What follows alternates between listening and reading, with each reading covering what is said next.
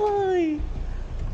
Alam niyo ba ngayong araw na ako mismo yung duty? At dahil wala pang reliever na dumarating sa akin, nagkataon na day off ng aking katiwala na tao. Shoutout Rise in Helmet. Papunta tayo ngayon sa Navotas branch para dumuti tayo. First time ko nga palang gagawin to na wala akong backup at wala akong katuwang. Pero sa taong day off dito sa ating branch na to, ako mismo yung nag-training sa kanila na maging one-man team muna. At dahil first time natin gagawin to, handa na akong gumulong. Charot. Yung pangatlong branch pala natin, hindi ganun kalaki. Kaya saktong-sakto lang na isang tao lang talaga ang pwedeng dumuti rito. Nakapagbukas na rin tayo agad, sobrang mabilis lang dahil nga kabisado naman natin to. Mag-isa lang tayong gagayak whole day hanggang matapos, hanggang mag-close. May mga konting preparasyon na lang din ako sa loob, nag-backup ako ng mga kailangan dahil kapag gumagalaw ako at pag may customer, wala akong katuwang. Hindi to yung nakagista natin na ginagawa kong video na merong kasama, meron dalawang tao kapag nag-duty. And ngayon lang mismo ako talaga gagawa ng ganitong video na ako talaga mag-isa. Walang taga-video, literal na one-man team lang talaga. At full pack na tayo, ready na rin ang backups natin. Ngayon nag-aantay na lang tayo ng buwan naman ng customer. At dahil anytime pwede na may customer dumating, nag-ready na rin ako ng apron natin para iwas dumi at mancha sa damit. What's up sa inyo mga Shoktong ko? Tara dito sa Navotas branch. Google ratio lang. Shoktong shawarma. Navotas. May sticker ako dala. At syempre, duty ako dito whole day. Ako lang mag-isa. So, banding tayo dito ha. Puntahan niyo ako ha. Tara. Hindi ko na rin na video yung mga customer na dumating. Dahil syempre, nakalimutan ko. Pakita ko na lang sa inyo yung diet food na kinakain natin ngayon. Dahil nga nag-gym tayo at nag-workout, ang pagkain lang natin ngayon is gulay tapos isda. Yung calories na kinakain natin is control lang. From 3 rice, bumaba ako ng 2.5 and now, kaya ko na mag-control ng 1.5 kanin. Nandito kasi tayo ngayon sa store kaya sinigurado kong hindi muna ako kakain ng marami. Yung saktuhan lang, yung tipong may protein, may calories at saka syempre healthy pa rin yung food natin. Dahil nga hindi ako makakapagpapawis, wala nang time. Dahil sa hindi inaasahang moment, nagulat ako, binisita ako ng isa sa mga kilalang vlogger ngayon na girl, si Laika Luminous. Si Laika. Hello po. Sige. Pati to, si idol ko rin, oh. Nandito rin, idol ko.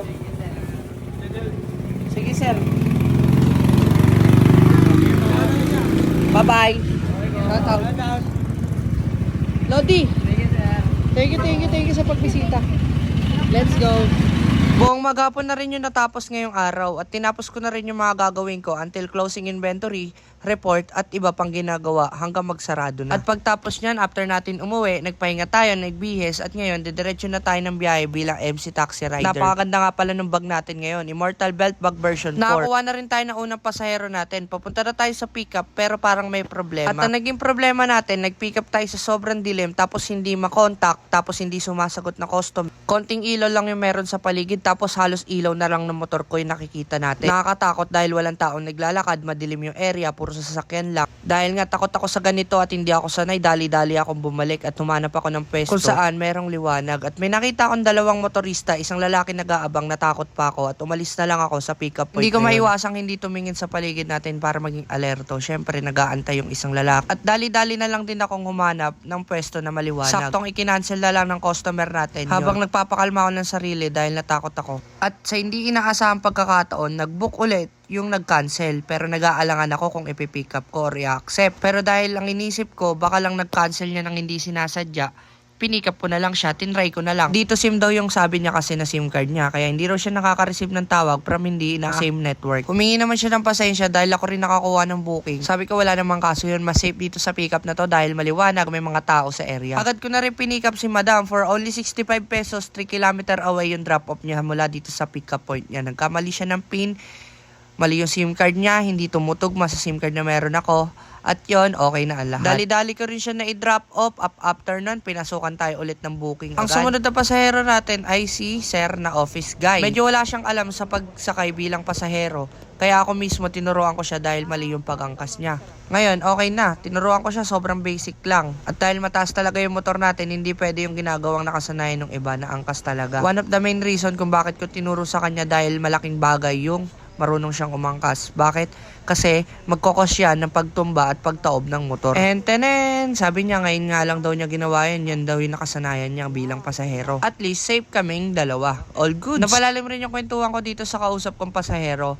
Nagulat nga ako halos kalugal niya lang daw ako talaga.